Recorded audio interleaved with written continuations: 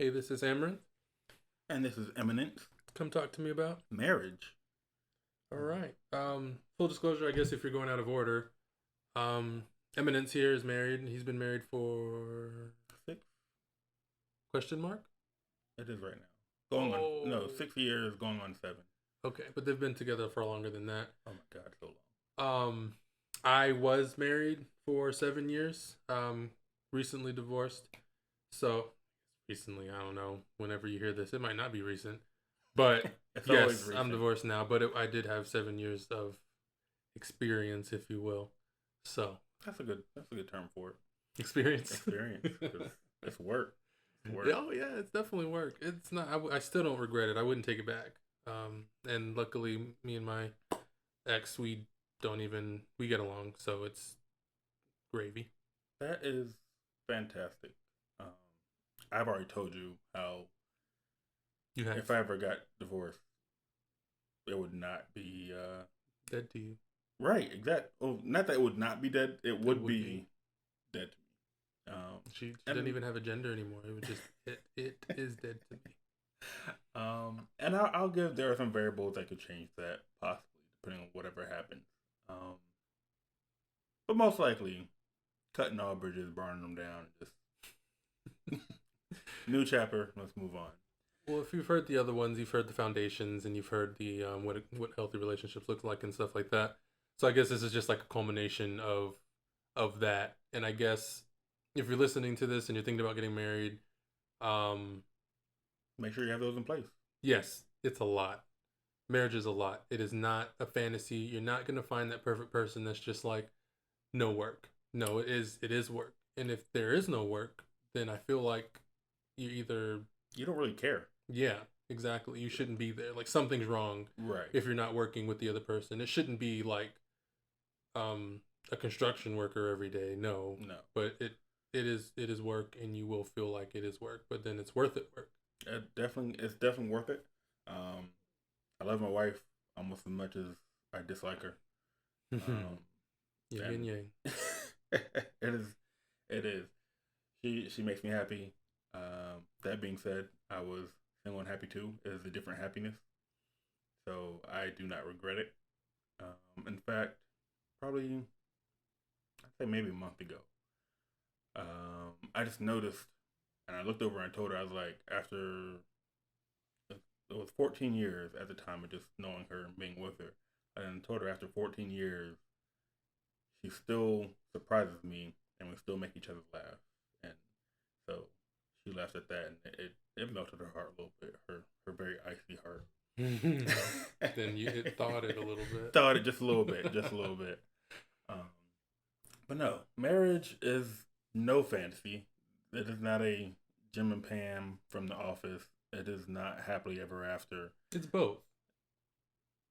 There are moments of both. There are moments. Moments, yes. It's more like when Jim bought the house without talking to Pam, and she was like, "Wow, like, yeah, it's a good thing, but you know what's messed up because it's a giant life Yep. that you should have talked to someone about." Yeah, don't do that. Right. So it's more like that. It's not, the he proposed to me in the rain in front of a gas station type happiness at all the time. No, don't expect that. And I think it's important that before you get married or really embark on a serious relationship of any kind, you understand that don't look for the Disney happily ever after with somebody else. Do not do that. Honestly, if it's up to me, I think you have to. Do you have to go to therapy in Georgia before you get married? No. Okay. I went. Clearly didn't work, but I did not go. I think everyone it was just one time, like a 1 hour thing. So I mean it doesn't really count. I think you should have couples counseling at some point, just to know yourself and know everyone should go to therapy in general, I think. But that's an idea. If that's something to just do, to just say, hey, you know, we're happy, or we think we're happy. Let's see what's under the when you sweep stuff under the rug. Let's see what's under the rug.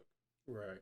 And I think, and you can definitely correct me if I'm wrong, because again, I haven't gone, but that 1 hour session is more about making sure that you guys talk about things most people avoid talking about or just don't talk about, Right. to make sure that you are ready to get married.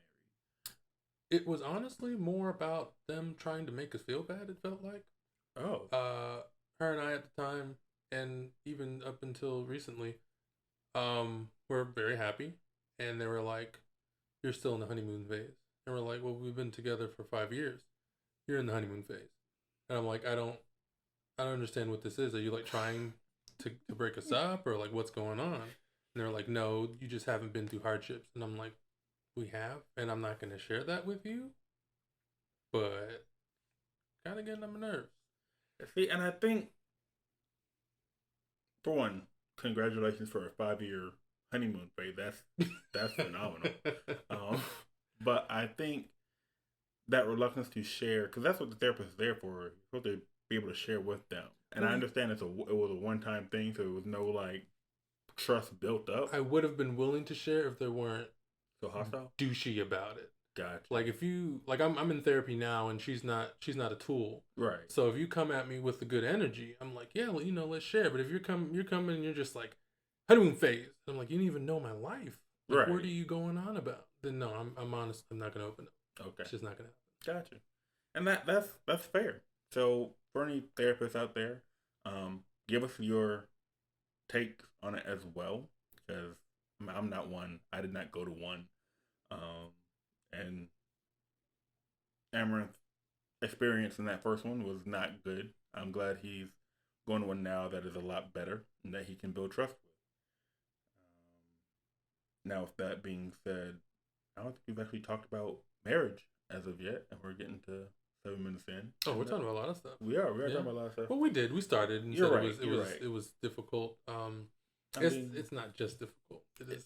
It's worth it. It really is. And I feel like if you were in a marriage that you feel like it's not worth the work you're putting in, yeah, get out. That's the whole different story. Yeah.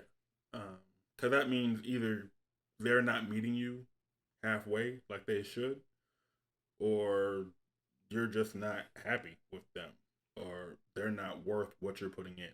Yeah, and it goes both ways. If you are unhappy in a marriage, and even if you're not sure why, maybe try and figure that out before you just jump ship. Try and do all the things you can do before you're just like deuces. Well, I will say, when you're trying to do all the things that you can do, the first thing you should do is find out what's wrong.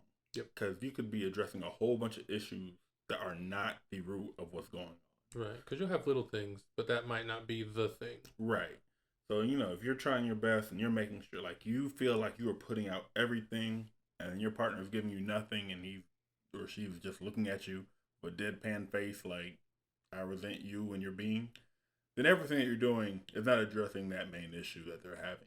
Right. So talk to them. Let your partner know how you feel, why you feel that way, and see if you guys can address it and move on from there. And again, counseling does wonders. I heard. So, but that would definitely be something that you should explore. Do not, by any means, bring family and friends into it. Oh my It's God. none of their business. Oof. And they're just going to be in your corner, as your family and your friends probably should be, but it will not be an unbiased third party opinion. But if let's be clear, I've divulged a lot to Eminence, and he is my best friend. So the thing is, if you're gonna tell your third party someone something, make sure you tell them everything. Don't just tell them the bad times, because that's not good, and that's what a lot of people do. You have to just look at them and be like, man, I love my significant other. Like, you know what they did to me today? They patted my butt when I walked out the door. Just little stuff like that. Something that makes you happy. You've got to talk about that too. You can't just tell other people the negative stuff, because then they're not going to like that person. And then you're already setting that relationship up for failure. And that's not fair. Definitely. And just for transparency, Amaranth clearly likes to have his butt patted. I do. It makes him feel sexy. It and that's okay. That's perfectly fine. Just lightly. It's like, okay, so no paddles, No, no BDSM. no. Um, you know, perfectly fine. I think a lot of people enjoy that attention. Now, when it comes to back on topic, if you feel like you have to build your case to make sure your friends and family are on your side, then you might not be in the right to begin with. So if you're omitting information, like if you're omitting the good things, then you might be in the wrong. Like if you give someone the full story of everything that happened, especially from your perspective, and you're like, well, let me leave out this stuff because it puts them in a good light. I don't see the reason for that unless you are in the wrong to begin with. Well, I'll play devil's advocate on this one and say usually maybe I don't have statistics or graphs or anything, so don't quote me on it. I think maybe usually it's just people again not thinking about it. It's when you're angry, you're much more likely to leave a negative comment than to go online and be like, "Hey, this place Crumble, I love Crumble. Crumble is great." You'll be less likely to do that than if they forgot to give you a cookie, you would go on there and be like, "Hey, this place sucks. Don't go here." So I think it's the same premise where you're just like happy is happy. You don't think about it. You don't need to vent happiness because it's what you want to feel, but you want to vent negativity. Sure, and I get that, but even when you're venting negativity, I would think that you give the full story. Like if Oh you're yeah, like, oh, I went to Crumble, I put in this order, and they forgot to give me the cookie, then that's all you need to say. Now, if the true story is I went to Crumble, I put the order in, they gave me the wrong cookie, apologized, and fix took it. it back, right, and then they fixed it, and you're like, I can't believe. Then you're omitting, Right, you've lied essentially to make your case. right.